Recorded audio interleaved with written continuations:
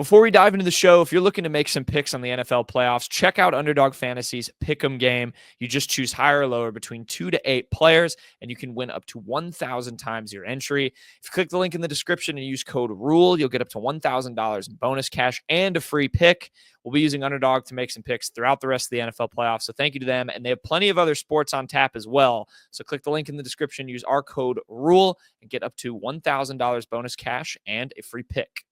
On today's episode of The Unwritten Rule, recap the Arkansas game. Big win for the Tigers over the Razorbacks. 4-1 in conference play.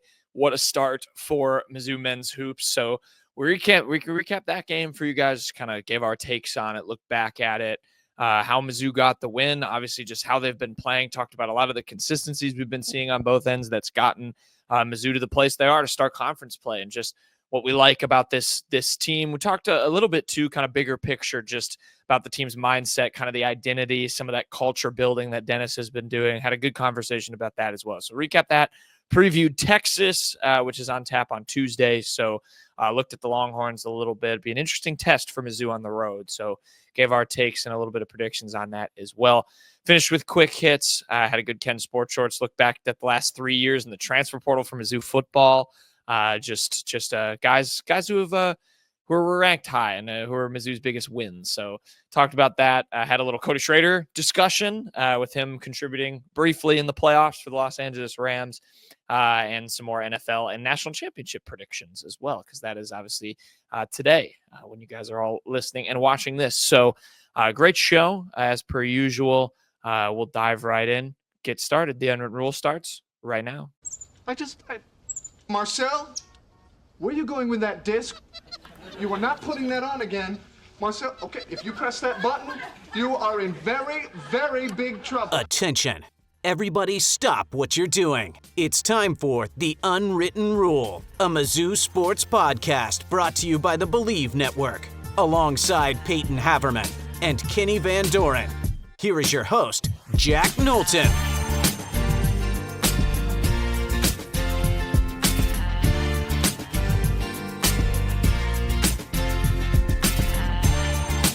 Welcome back to The Unwritten Rule. Today is Monday, January 20th, and another day, another win for Mizzou men's basketball. I think, Peyton, Kenny, we need to take a second and not take this start for granted for Missouri after an 0-19 season. The Tigers get another win in conference play. Missouri is 4-1 in the SEC, in this vaunted gauntlet SEC. That was so hyped up through non-conference play and making us maybe a little bit nervous. And then, Mizzou beat Kansas and you thought, oh, what can this team do? And now they've rattled off 4 straight wins after losing to Auburn. The latest is pretty sweet as well, because it also gave Arkansas its first 0-5 start in conference play. The Razorbacks not having fun under Coach Cal, and they were not having fun in Mizzou Arena on Saturday. Peyton and Kenny, the game on Saturday, we're recapping it Sunday, so we've had a chance to digest things. Mizzou picks up an 18-point win, 83-65, and moves to 4-1 in conference play. Peyton, I want to get to a comment you made right before we started about this team being ahead of schedule later on when we look ahead to Texas. But fellas, what was your opening or just your kind of overarching thoughts here? Peyton, I guess I'll direct it with this. I know this game got away from Arkansas early. They worked their way back. I think they got it down to single digits, if I remember They correctly. did not. It wasn't ever down to single digits. I think probably got as close as 10 yes. Later, midway through-ish the second half. Were you ever worried at all, or was this a pretty confident start to finish performance for you? And obviously Missouri doing well to close that out and win by 18. I was a little nervous about this one coming in because, you have that aspect of, they just got maybe the most impressive win the SEC has this year, which is saying a lot. And in going to Florida and picking up that win, you gotta like, if you're Dennis Gates, reel your guys back in, because they're certainly, like, and rightfully so, flying high, like thinking they're hot stuff right now. They're the big item in college basketball. So there's that. Arkansas, we mentioned in our preview, they're very talented. I mean, this is a team that has talent. They just kind of they're not really a team right now. I think Kenny was the one that said it, maybe. like just in the text group chat we all have, they don't play like a team, Arkansas, but still very talented. Obviously, we thought they were going to come into this one and play super desperate, because I mean their back is essentially on against the wall coming into this game. But I mean, this team, it was really almost just as impressive as watching them beat Florida. They just went out and blew the doors off of Arkansas. I mean, it was a sold out crowd. The energy was really high. I'm really proud that all the fans remembered the Trevin Brazil stuff. They were ruthless to him all night. They got up, I think it was 18-2 to start the game. And it was never a single digit game again. So once the game started, I never really was worried about it. It was annoying, some of the moments in the second half where it felt like Missouri was playing a little too much highlight ball, rather than just trying to get points on the board. But it never felt like Missouri was going to lose control and have this game like really come down to the wire. And I mean, the death knell, I know a lot of people will maybe point at the Ant Robinson 3, or maybe a moment right around there. I think this game was over the second Trevin Brazil went to the free throw line. When they were already down 10, he had a chance to make it single digits, had to shoot into the student section, and he missed them both. That felt like it was it. Missouri went down the other end, got a big bucket, and the lead just never ever got within single digits. Just another complete performance pretty much from start to finish. I think the case of Caleb Grill is going to ruin my thoughts about a slow start for any player for like the remainder of like my life. Just watching anyone that is coming into a season and has like rust and coming off an injury or just, shooting poorly at the beginning of the year. Because, getting into SEC play now, we know that he has the talent. We know that he's got his shot back, even after like, the neck injury. The guy was unconscious in this game. It was ridiculous. Some of the shots Caleb Grill was making. He scored 17 points. He was 7 from 10 from the field, 3 from 5 from field goal range. They need to add an extra line on here about how deep he was shooting these threes. The guy just was swishing everything. It was nothing but net on a lot of them. He's just been an otherworldly addition to this team. It feels like he was just another transfer addition with a lot of these other guys because he didn't play much last year because of that hand injury. And then him, like Tamar Bates, they both eclipsed 1,000 points. It was both a career achieving moment. Like back-to-back plays too. It was like right after each other. And I know that like family was in attendance. Caleb or Grill's parents were like at every single game. Tamar's family is right down the road, and he has a daughter that lives in the city as well. So I mean, it's like everyone was there for this game and against a rival. It just felt like this was just what Mizzou wanted. It felt like a movie for Mizzou and everything. And the same right of Trevin Brazil, not having the best performance. I know he had that one dunk that kind of silenced the crowd for a little bit. But I talked to high school recruits that took notice of it. Like I was talking to doing a lot of recaps of these football players. They're like, yeah, it sounds like number 4 used to be on Mizzou. Did not sound like they liked him very much. People took notice of that. So I think it was a just positive showing of, the Mizzou fan base, maybe not some of the things that people might've been throwing at him, but words wise, but it just kind of shows you, I mean, how much heart is back into this program and just how much heart is back into the fan base so quickly after a year where you didn't win a single SEC game. Yeah. Caleb Grill is now 9 for 15 from 3 in his last 2 games, 60% in both. Him and Tamar, I think both had made threes in this game. Tamar was 3 for 6. Caleb Grill 3 for 5, 17 points in 29 minutes. And Missouri 47% from 3 as a team. Trent Pierce had a perfect game from the field, hit 2 threes. It's so refreshing to see just the flip from last season where it didn't feel like this team was really good at anything.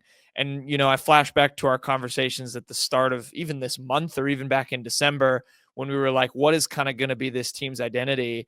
And I think what has continued to emerge is on both ends. It's different stuff. Because I don't know if you guys might disagree. This might sound like a stupid take. I don't know if Missouri I would classify as like an elite gonna shoot a million threes team. I think they have a really efficient offense and guys that can get going. And then, they also are able to live at the free throw line. And when you can do one thing or the other and you can switch it by opponent, it prevents what Payton said at the top, where, against Florida, they could operate a little bit differently. And against Arkansas, like Payton said, a young team and not a complete team, you maybe needed to get going earlier. You can do a little bit different things offensively. This team just adjusts really well. They have the veterans to do it. And it's really, really refreshing. Kenny already talked about Caleb Grill, Payton. Other than him, I mentioned Trent Pierce's perfect day from the field. I thought Tony Perkins had a good game. Who was your kind of standout from this one when you look back on it? If you have to name one, I know there's a couple. It's tough to kind of point out one because like Tamar had that excellent start. He had 13 points in 7 minutes and then 2 the rest of the game. But I thought he did play well. I mean, he just kind of maybe took his foot off the gas a bit in the second half, but I mean, still an active defender. A very, I mean, he's a very good. I feel like he doesn't get enough credit for how well he is able to kind of facilitate at times. He makes some real good passes. I mean, in the Florida game in particular, I remember like one of the key buckets in that game was the Trent Pierce 3 towards the end, and that was all Tamar just sucking in the defense in the paint and then finding him. I think he's a great ball handler. I think even when he's not scoring, you can feel when he's out there. Mark Mitchell, you look at the numbers, it wasn't like an excellent shooting night for him. He's had better nights offensively, but I mean, still, there were a couple times late in the first half where they threw Brazil on Mitchell. He had no chance. Mitchell is just, and that kind of goes back to what you said, Knowlton. Like, they don't have like one thing that they rely on solely on offense. They can shoot the 3. They can get to the line. And with guys like Mark Mitchell, they can bully their way to the paint and kind of create looks that way. Mitchell did that late in the first half. So I'd probably say the other guy that kind of stood out to me, and not really stood out, but just took notice, Tamar Bates, and then probably Mark Mitchell, the usual suspects. Kenny, who would you shout out? And, in addition to Caleb, I mean, I'll throw Tony Perkins' name into the mix. I mean, he's a guy who's kind of, we've gone, I feel like, a bit back and forth on him, kind of all season, and he's sort of settled, as has everyone on this team. But I mean, 11 points in 20 minutes. He was plus 20 in that same span. Brings some nice defensive stuff. I just feel like has sort of found his role, and I think reassured people that he's a pretty safe kind of 5th starter in that lineup. And, you obviously, the way he works with Ant, I think they've kind of figured some stuff out in the backcourt. I like that backcourt duo. I've become less wary of Tony Perkins. I don't know if we said that even a month ago. Yeah, I think that's one of like the biggest things that when I was looking at the box score too, it felt like a quiet 11 in my opinion. There was a lot of other guys who were really shining and standing out. Tamar Bates early, Caleb Grill down the stretch with some of those 3s, and then really just Mark Mitchell every now and then. I want to throw out just one more thing just about that, Jack, when you're asking about maybe some guys that were standing out. Mm-hmm. I'm going to point out Caleb Grill as a defender. I don't know if you guys noticed this, but he was kind of frustrating some Arkansas guys. And he doesn't show much emotion when he was doing it either. He would just get in their heads. He drew some fouls, like just on defense and offense, and he poked 4 steals. That led the team. And one of the biggest things too, when I was looking at the box score, I was watching the game, I was like, this team is playing great defense and not even having to block shots. Like they don't need, a 7-footer or a 6'10" guy in the paint blocking shots. They're just stopping Arkansas from scoring. They're forcing Arkansas to take poor shots, miss shots in the paint. And it just overall, it was pretty impressive defense just in that. And I mean, Caleb Grill is an offensive player and defensive player. I feel like those are 2 different things you could talk about at the end of this game. To that point, just really quick, because Dennis Gates actually mentioned exactly that, Kenny. I mean, like, that was why it was a bit of a different rotation than we're used to. I mean, you look at the 8 guys that got double-digit minutes.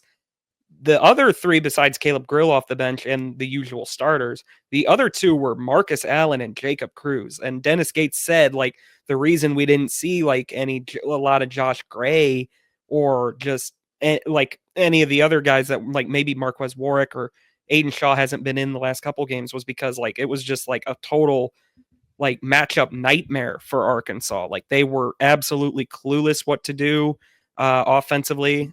Missouri, like you mentioned, they didn't block a ton of shots. They did force a good amount of turnovers and had a good amount of steals, but like they just guarded a lot better. I mean, it was a total matchup advantage pretty much across the board for Mizzou. And Cal said as much as well in his post game. I mean, Dennis Gates legitimately kind of coached Calipari into a box. Yeah, I'm glad you guys both brought that up. I mean, this team is just flat out pesky defensively, and I kind of love it. I mean, they clearly take a lot of pride in that. And again, it goes into the versatility piece where, yeah, you're right. Like, we didn't need to see a Josh Gray in this game, but when they've needed rim protection, I mean, we've given him all kinds of praise on this show for doing that. You know, you look at even back at Florida with two really elite bigs, and you needed him to kind of step up. You needed others to step up. In this game, it was kind of the guard play, sort of making just life a living hell for some of those younger Arkansas players. And, you know, I'd like to think if for their own careers, Missouri had them, it was a grow up moment for some of them. They learned how to play against some grown men on the other side there for the Tigers. But yeah, I think you both make really good points with that. I think they just do a lot of things to frustrate. Marcus Allen has been so much fun. Payton, credit to you for that. That was a preseason take I remember you had. You were a big Marcus Allen guy, and he's been I think really, really refreshing and good. And I mean, in terms of after the game, and feel free to lump in any additional takes you had from this one. But I wanted to ask you guys this, because I was kind of loving some of the post game stuff I was seeing where, you know, there's Dennis is getting interviewed by SEC Network or whatever it was, and everyone came around him. There's the picture of all of them, you know, doing this, shushing, and there's very much a theme with this team of they don't care about the outside noise. I think Dennis straight up said, you know, we don't want them to be ranked. Newsflash, they're probably not gonna get that, but he said, like, we don't want to be ranked. We just want to be playing in San Antonio, Texas. When it's all said and done, Tamar Bates is kind of like, yeah, we don't really care about the outside noise, about what people are going to say about us. We want to just keep getting wins. Dennis straight up said, I think Dennis said, this is the most Dennis quote ever said, I still don't think we're good. Like, we're playing well right now. Still think there's another level to find. What do you guys make of that, like, message? Because I think that's a big thing for me, where we talked so much last year in our grim conversations. I was thinking back to our mid-February shows where we were just depressed and had nothing to talk about besides your 15th straight SEC loss. And there was such a lack of an identity. This team's got a little bit of an identity. Kenny messages to us a little bit of STP mantra from the Tigers. I'm really liking what I'm seeing from just the message and the identity of this team. 100%. I mean, and you can kind of tell, like, out on the court. I mean, like, it just, everyone knows how to play with each other. Like, everybody, there's never a lineup that looks so out of sync. Like, every single lineup last year looked like they had never played with each other before. Like, it looked completely stagnant. Like, the amount of times last year we would say, why is everyone just standing around and letting Shawnee dribble into, like, the paint and no one's moving around to try and get him to kick out? This year, I don't think I've had to one time say to myself, like, why is nobody moving? Like, everybody just seems to know, like, what everyone on the court is going to do. There's so much synergy.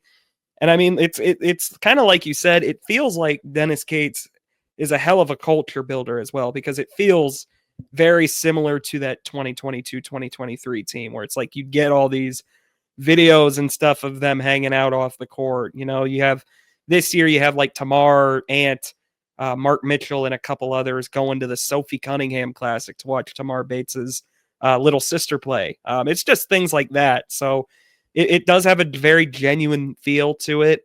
I think it obviously helps on the court. I mean, it just, you watch on the court. It's just, even if you're just a neutral basketball fan, it's very appealing basketball to watch.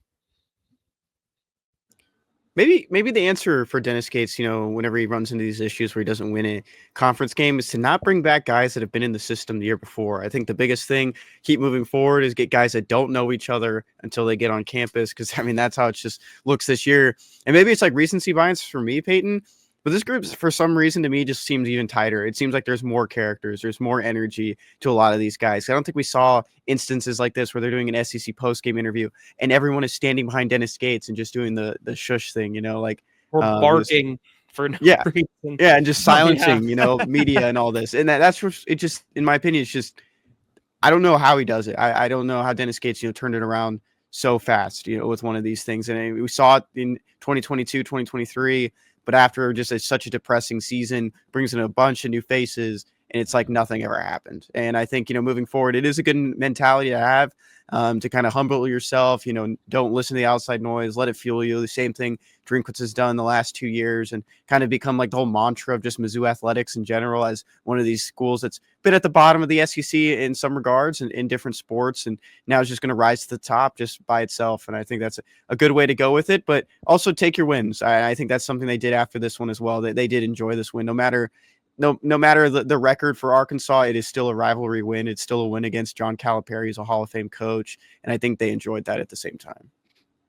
Well, and Kenny, I'll lump this into that. It almost like not necessarily push back, but I mean, you mentioned kind of resetting every single year. They did that, to a large extent, and I think a big thing was Dennis didn't mess around in the portal. But you also have guys who just stayed. They trusted the process. I look at Trent Pearson, Anthony Robinson. I mean, from two freshmen who, Anthony Robinson is pretty meh. Trent Pierce, we were really worried about after last season. They stayed bought in, and clearly whatever Dennis was telling them, whatever these coaches were telling them, was working because they trusted it, and now they've made the improvement to their sophomore year. And it is refreshing, I think, too, in this day and age. You see players just jump ship when it doesn't work. And, those guys bought in, and then, you couple that. I think it was just a podcast clip where someone was talking about Missouri and is like, I should have known they were good because they have, 27-year-olds kind of balling out every night. And it's like, that is true to an extent. I mean, Caleb Grill is pretty old, but you have that, and then you have still some youth that I think matured really, really quickly and learned, yes, the hard way, and not in a way you want your team to learn by going 0-18, but just like growing from it and becoming better for it, having experienced what they experienced last year and just staying bought in. And it goes back to what Payton said with just the culture builder thing. Dennis is a leader of men. It's because he wears the suit. Shout out that New York Times article. But ironically, I think the suit helps more than it hurts. Everyone I talk to, everyone I have a conversation about Dennis, it's something always happens. Like they always say, I love that he wears a suit. I love that he's got the suit on still. And I'm like, great trade. Yeah, I can't say enough good things about coaches that still wear suits.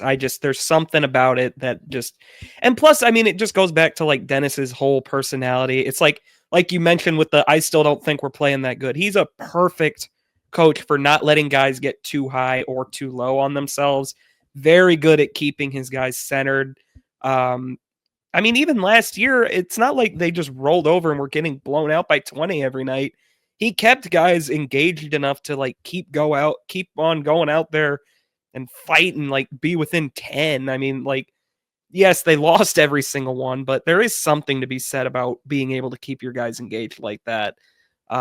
It's just, I can't say enough about the job Dennis Gates has done this year, because I won't lie, I totally had my doubts after last year, 100%. I feel like it's a little disingenuous to say you probably didn't have at least some reservations. But that's completely out of my mind now. I mean, we came into SEC play thinking like, okay, they probably need to get 8 wins to make the tournament, and they're already halfway there 5 games in. I mean, that's just all world turnaround. Yeah, very impressive stuff. And I go back, the last thing I have, and we'll look ahead to Texas. Like, I go back to something Tamar said that shows again the maturity and sort of how the message is right is he said, very quickly in practice, he knew this team did not have the Florida game on its mind anymore.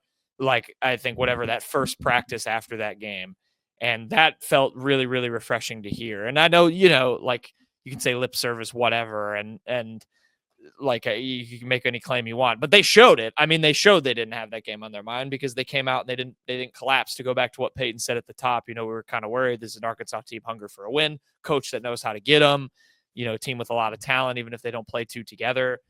They could have totally lost this game, and instead they responded. So, we don't want to get too ahead of ourselves, but the turnaround has been tremendous. And now Mizzou's going to try to continue it, starting in their next game here coming up on Tuesday. They face Texas, one of the new boys of the SEC, 8 p.m. Central Time Tuesday on SEC Network. Late tip, unfortunately. That's back-to-back midweek late tips for Mizzou. Fortunately for Texas, it's in the central time zone, so it won't be 9 local like it was in Gainesville, Florida. But Texas on the road. This is not a bad Texas team, Peyton and Kenny. They lost 2 games in non-conference play. One of them was to UConn. The other was to Ohio State. Did have a tough slate to come out the gate in their first SEC season. Played Texas A&M, Auburn, and Tennessee. Lost all 3 of those. Got a win against Oklahoma. They were up by I want to say 20 plus at one point in that game. Ended up winning it by about 5 on the road. And then lost their last game to Florida, who, of course, Mizzou beat. Got thumped away from home on Saturday. 47th in offensive efficiency, 48th in defensive efficiency per KenPom.com, the Texas Longhorns. You guys have both watched a fair bit of SEC basketball. I don't know how much Texas you've had the chance to watch, but what is this team made of, and how are you guys feeling vibes-wise? I don't like that ESPN matchup predictor only giving Mizzou 29%. That's the last thing I'll say. What do you guys think of Texas? I mean, sometimes you don't have to overthink it. I mean, Texas's best 3 players, according to Torvik, are their 3 top leading scorers. You got Trey Johnson, who I believe is putting up over 18 a game this year. He's been excellent. Arthur Kaluma, he might be a name familiar to some hardened college basketball fans after his stints at Creighton and Kansas State. He's putting up almost 14 a game for them. Jordan Pope. Interesting name that's also in here is Tremont Mark. He was at Arkansas last year. He had a game where he put up 22 against Missouri. He's not the one that put up 40. So don't worry about that. That was Caliph Battle, I believe. Also, Caden Shedrick. I don't know how he's been this year really, but that was for some Mizzou fans, that's going to be a painful name to remember because famed former future Missouri Tiger. Yeah, very, very big one. It was them or Texas. Missouri did not get Caden Shedrick. They wound up pivoting to Connor Vanover for their big spot, and the rest, as they say, is history. I'm disappointed. I think Mizzou came out the winner. Look at a couple years later, Mizzou has the better record and doesn't have Connor Vanover. Yeah, I think for this one, I think we talked about this game not too long ago, like during the summer when we were first looking at this SEC schedule, whenever the SEC schedule came out for Mizzou men's basketball, and I said I would go to this game. I don't think I'm going to go to the game, guys. Oh, can I ask the old boss man, see if I can go? I'm not going to lie, I don't remember that. There was no. It was like if Jesus Carolero is the leading scorer at UTSA, which, spoiler alert, he didn't wind up at UTSA. He didn't go to UTSA. He didn't even go there. That he would wind up going to this game or something along those lines. It was something like that. Yeah. The things I'll say about Texas. First of all, Peyton, I'm very disappointed while you were talking interesting names that you didn't mention. What is it? I think it was Indiana State. Julian Larry from Indiana State was on those good teams for a couple of years. Oh, I didn't even know he was there. I totally missed his name. That's a good deep cut college basketball name. He's not very good, but I think biggest trait for me from Texas, the team can shoot the ball. 38.2% from 3 as a team. That's top 30 in the country.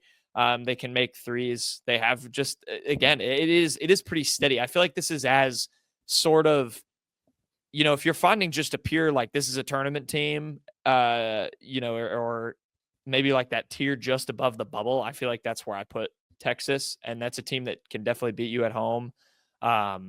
So this will be a tough one for Mizzou on the road, and another one where if you can get a win here, and continue, like Peyton said, on that schedule, it's going to be really impressive. But Peyton, I know you said at the top, you're in the boat here where, a loss isn't super negative for the goals we've at least kind of set for Mizzou, or the expectations. Yeah, no, I mean, look, people are going to look at Texas. They're going to see 12-6 and 1-4 and be like, oh, that's not a very good team. I don't agree with that. I think Texas is a very capable team. I believe most brackets places have Texas in the tournament. They're one of those last 4 in.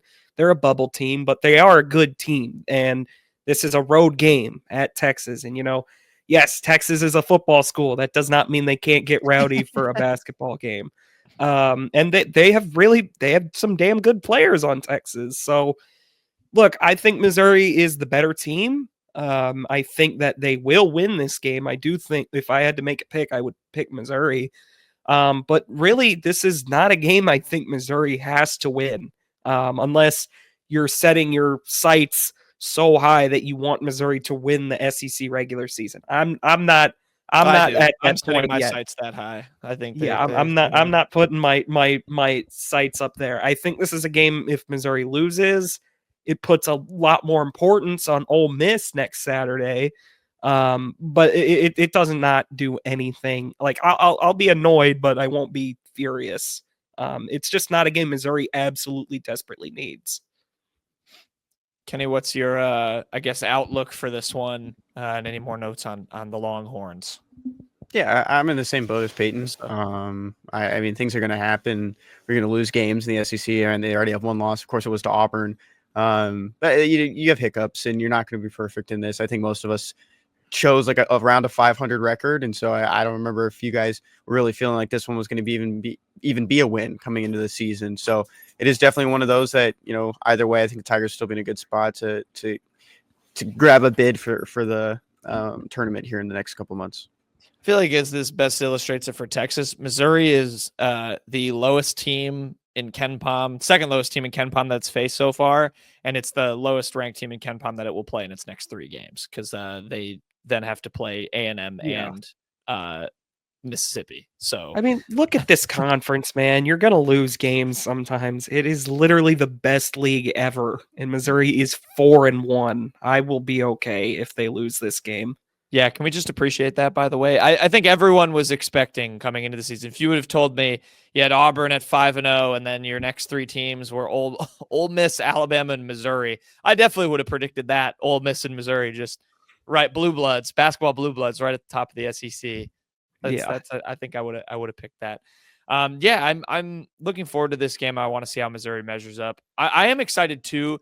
You look at the standing, another thing that sticks out with Mizzou, 14-0 at home. That's the most home games an SEC team's played this season. I want to see this team in another test, in a winnable test on the road that isn't Auburn. So I'm excited to see how they kind of respond to that. Any final thoughts, gents? Payton, you have any tournament updates for us? No, I don't have any tournament updates. I guess Torvik now thinks Missouri has a 99.6 chance of making it, which is really cool. My last thing is I want your guys' just quick guesses. You don't have to give a reason or anything. What do you think? Because Missouri is going to be ranked in the AP poll. What do you think they reach? I think they get 19 is my guess. All the way to 19, Kenny? 21. Yeah, I'm gonna go 22. I think they deserve so much better than being low 20, like in the 20s. I think they should be in the teens. The writers might like them. I don't know. We need to get the unwritten rule in AP poll vote. That's our next goal for this podcast. Missouri, Texas, 8 p.m. Central Time Tuesday on SEC Network. Let's see how the Tigers stack up against a good Longhorn team. Trey Johnson's a fun watch too. Objectively, I'm sure I want to see Anthony Robinson shut him down. He's fun. Good freshman in the SEC. About 18 points a game, like Payton said.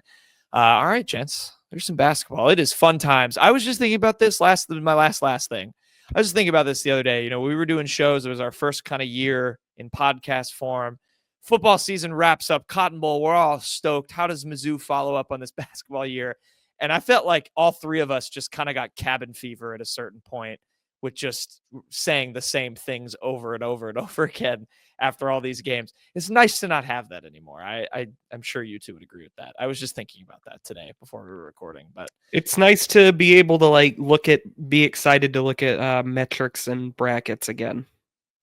I think we lost a lot of listeners too during that time. You kind of look at the view numbers. I think they did drop because it was the same show over and over. We don't blame you. Especially because I think we kind of are like a big, all 3 of us are kind of more college basketball than football fans. So that made it even worse when they were that bad. Yeah. I couldn't talk about any good hoop. We got good hoop this year. All right. Yeah. I just wanted to appreciate where Mizzou's at right now. Let's see how they do against Texas. For the rest of this show, let's kick it over quick hits, gents. Finish it out.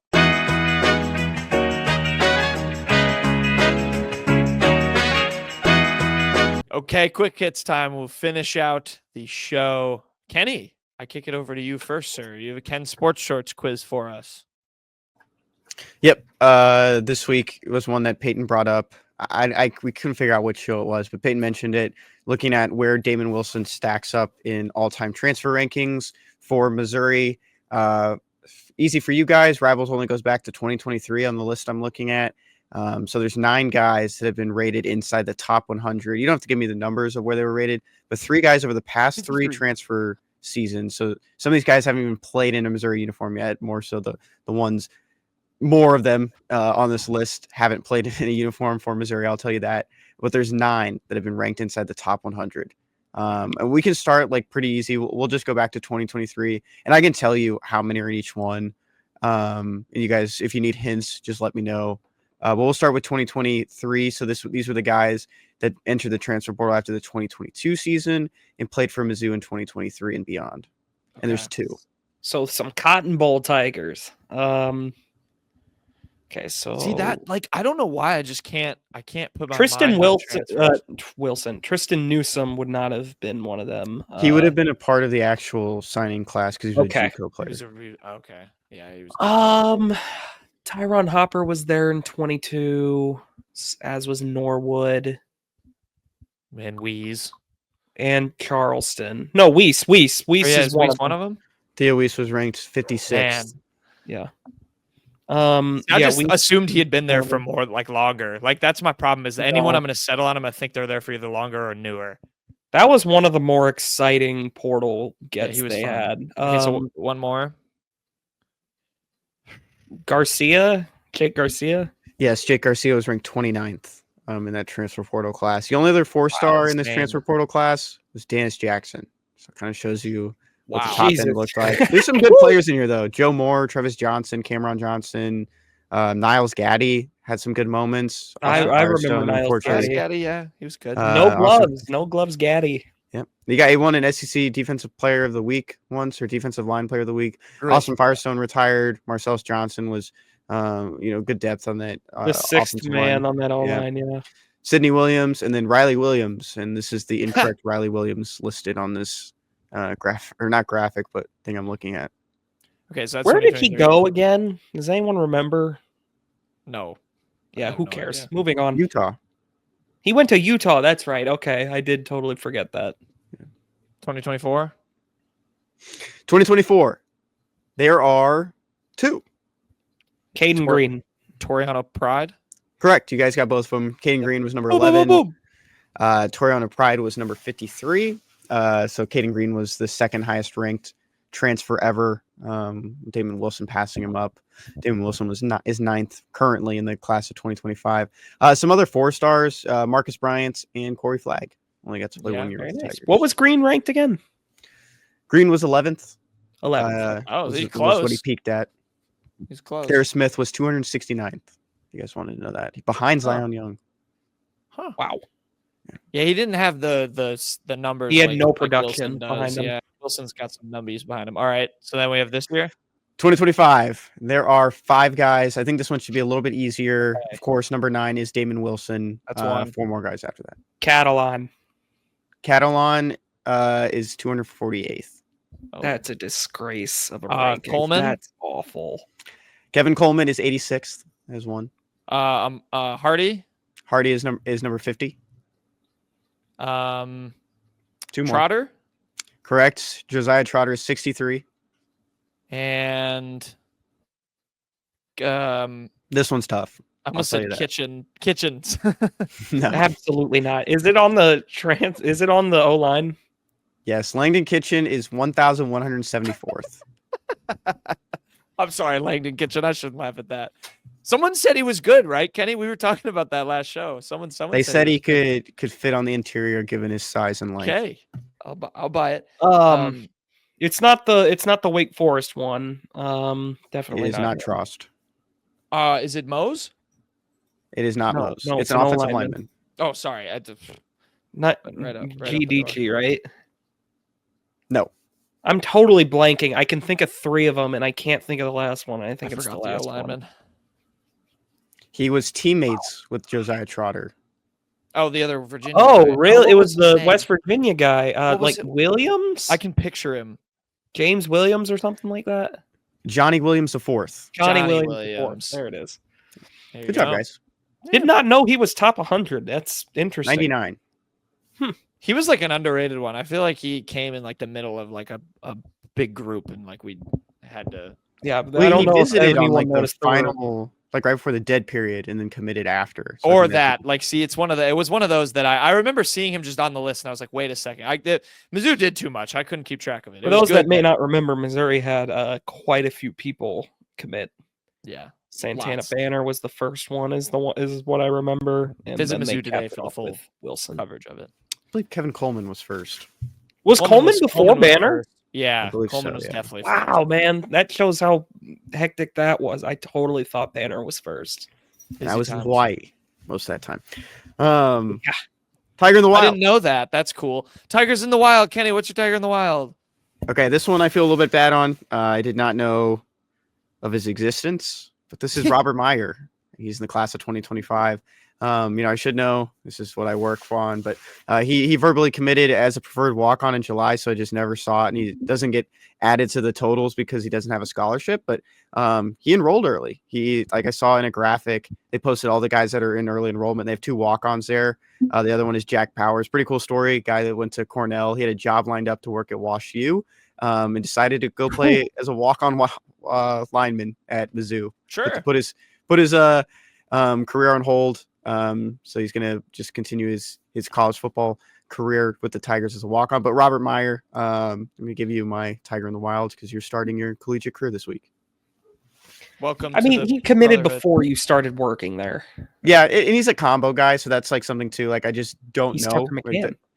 He's either kicker or punter. It seems more that he is a punter. He just does kickoffs, so maybe that's something they stick with too. But he does offer that versatility. The University of Vanderbilt in our shared college football dynasty will have a kicker punter combo this season virtually.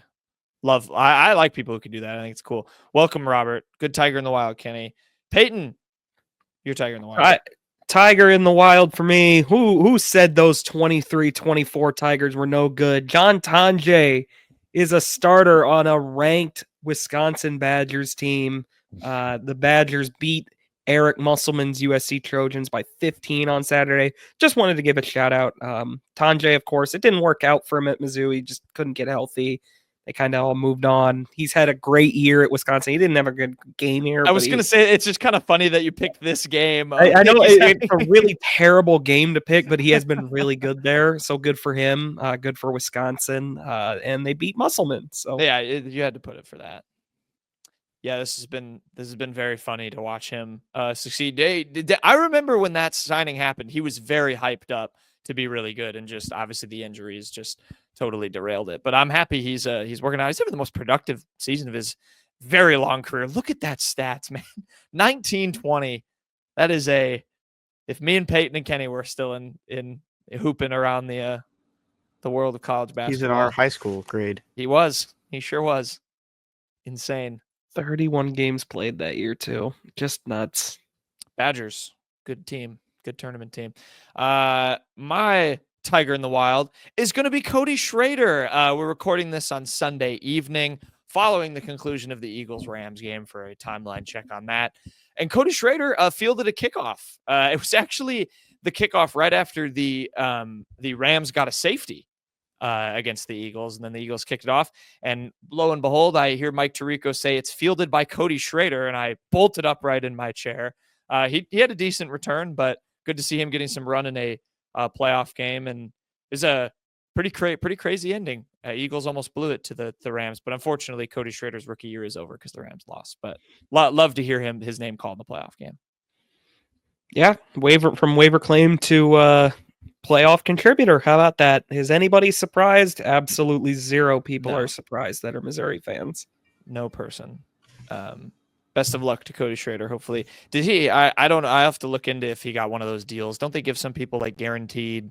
You get like locked into a contract for like the next training camp or whatever. There's like a contract like that. Yeah, I mean, he was on the active roster, so I think he has some sort of. I think he gets like, because he was also undrafted, so they're contract situations all work different. Yeah. But I think he'll obviously be back. They don't pay me to know NFL. He's not just a free agent, if that's Right. what you're wondering. Yeah. They don't pay me to know NFL financials. They pay me to talk about Cody Schrader. So congrats to him. Headlines of the week this week. Kenny, what is your headline this week? Really cool. You don't see this very often, but Mizzou gymnastics caught a lot of headlines last year and this year just with the trajectory of this program. But Helen Hu, who's from Chicago, we've heard about her for a long time. I mean, I remember going to I think I went to 1 or 2 meets a year, and just got to see her out there, and she was always the name and person that people knew. But she scored a 10, and if you don't know that in gymnastics, it's like the highest thing, perfect score you can get, and it's not very common. I think it was a couple years ago, it was either Auburn or UCLA. I always forget, but there was a woman at one of those schools that had a perfect 10. And it was one of the biggest things ever. It was a floor routine. Helen got hers on the beam. So congratulations to her just for achieving that. And she actually went on one of those Mizzou podcasts, on the Mizzou radio podcast, and said that she wanted a 10 and she got it. Bang. The Mizzou gymnastics also lost to Oklahoma. Number 1, Oklahoma. Number 1, Oklahoma too. Wow. Yeah, I mean, we're lauding the SEC as the best basketball conference ever. It's the best gymnastics conference every year, like ever. I swear half. What you may find is that it winds up being the best conference in quite a few things. It just means more. Apparently, Oklahoma. Someone was telling me. So yeah, football. Someone was telling me like Oklahoma apparently is just one of the most well-run overall athletic programs. Like they don't have that much football success, but they're like really good at a bunch of other sports. And I guess gymnastics is one of them. So. Another. Is this an Oklahoma yeah, Sooners? Sorry, this isn't an Oklahoma. This is not a Sooners what podcast. are you doing? All right, that was too nice to Oklahoma. I was already talking, and I was like, "Oh, this is too kind." But oh well. Payton, what's your headline this week? My headline is going to be Will Anderson Jr. irked by penalty calls after Texans loss. This comes from DJ Bien Aim at ESPN. The wannabe Oilers are very upset that they did not have calls go their way. I'm just kidding, Kenny. I'm not going to push you too much here. I only picked this just because Nick Bolton is obviously a Chief. He's advancing to an AFC title game. It's the Chiefs' 7th AFC title game in a row. And they beat the Texans 23-14, I think was the final score. So, yes. I mean, the Texans kept it close for a lot of it. Just tough luck on penalties, real tough luck on kicks. But Kenny, I'm sorry. Texans are a young team. They'll be back, man.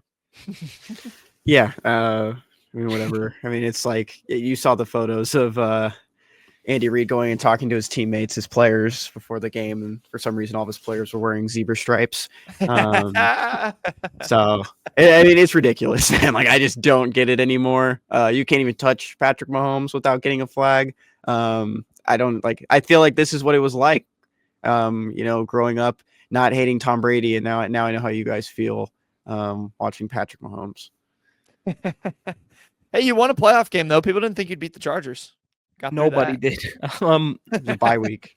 I'll say this of the penalties. The slide one was ridiculous. I could not believe the whole sliding thing. But that first roughing, I really think that was close enough to where it wasn't the worst call ever. I mean, it was. That'll get called on a few. You're the only person to think that. I'm glad, Mr. Patrick Mahomes' disciple. Thank you for being with us today. I have never. Okay, I am not a Patrick Mahomes fan. Okay, this guy lived in Kansas City. Everyone, for those that don't know, I was not a Mahomes fan. I really don't like. He has Mahomes. a Chiefs shirt. He would wear it every single day. It was a Chiefs Super Bowl shirt. Every single day. Once a week. No, would not wear it every single day.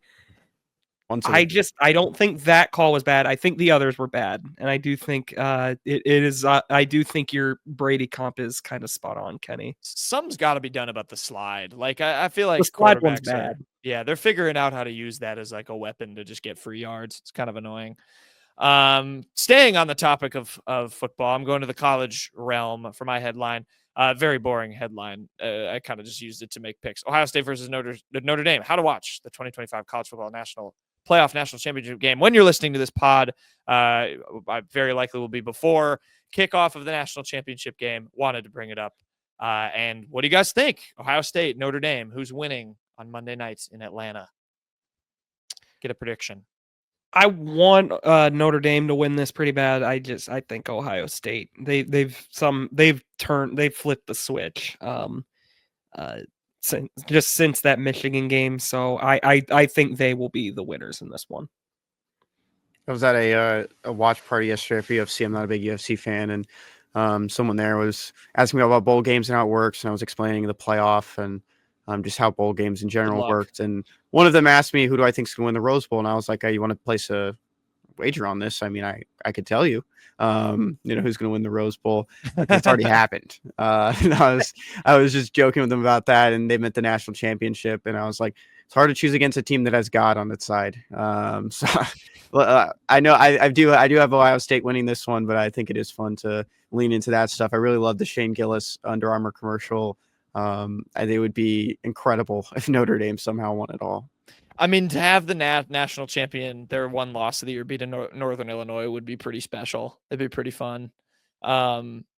Yeah, man, I've always kind of hated Ohio State and Notre Dame growing up. I don't really like either of these two teams. Love Marcus Freeman. I think all of us are pretty big Marcus Freeman guys. It's hard not to be. He's a great coach. Seems like a great dude. That said, I told this to Kenny last week off air. I said, after Notre Dame beat Penn State, I said, winner of Texas Ohio State's going to boat race this team. And I think we'll have a shellacking by the Buckeyes in the national championship. Jeremiah Smith, very good player. Very good player. I do think Ohio State will win, but fight. Go Irish. All right, the two squares I co-host this show with don't know soccer ratios. So I'm soloing this one. Shout out our friend Justin Bear for the ratio of the week. The ratio of the week this week comes from Claude Littner, who is that's very British sounding name. And to explain, it's soccer ratio. We got soccer talk on the Unwritten Rule to end the show. So there's some discourse going on Twitter. Justin, our gracious ratio submitter, is a Tottenham Hotspur fan. And they're in deep right now. They're in with the Sharks, not having a good season. There's some discourse on whether they should fire their coach. And this guy said that the sporting director, who for Mizzou fans, the equivalent, it's like the AD of the team, said he knows about how bad the coach is. This guy says, JF says, does he know he's equally as part of the problem, or does he think he's faultless? And the Cloud ratioed him and said, I do not see Daniel, who is Daniel Levy, the sporting director, as part of the problem. He has put Spurs in a very firm financial position. We now need a manager with experience to know how to overcome our shortcomings and challenge for honors. Basically, to compare this for Mizzou, it's like in the Drinkwitz Dark Ages. Everyone wanted a new coach, and there's, people trying to find everyone to blame. As a personal note to Justin, I'm very sorry about your team. They're in bad shape. There you go. There's the ratio of the week. That got 143 likes. Poor Joe F's tweet got 63. All right, let's finish the show. There you go. There's your soccer talk on the Unwritten Rule. Is Leverkusen doing well? Yes, I think so. Not as well as last season. I warned you guys last season that they were historically good. Figure it out. It's okay. They are in second place. They have 41 points. They're behind Bayern Munich though, in first. Bayern's tough. Bayern's always tough. I know they're tough because I've actually heard of them. And I have not heard of almost anyone else in our league. It was pretty unreal that we made that a bit last year, and they had the season that they did. They literally went invincible, which is impossible to do. That was historically insane. Not if you believe and have Javi Alonso managing your. I'm glad you still remember his name. Payton, can you name me one Bayer Leverkusen squad member still? Yeah, I can. Name one. If you name Mesut Ozil. God, there's just so many. I can't pick my favorite one. Can he help you? Look at the Florian Wirtz. There you go. Mr. Always injured himself. It's Florian Wirtz. Oh, I know who he is. I don't know who he is. I Googled it, man. For Wirtz. All right. That'll do it for the show. There's your direction. This one comes from our favorite our favorite TV series, The Today Show. Guys, why did the computer go to bed? Because it was put to sleep? No. Got any guess, Kenny? It needed a recharge. Oh, that's a good one. It needed to crash. All right. Good one. Boo! No, that was good. All right, bye, Payton. All right, that'll do it for the unwritten rule for another week or another show. Enjoy the Texas game. Hopefully, we'll be recapping another dub for Mizzou men's basketball, but we'll see either way. Should be a good one down in Austin. Enjoy the national championship on Monday. And until next time, hasta la vista.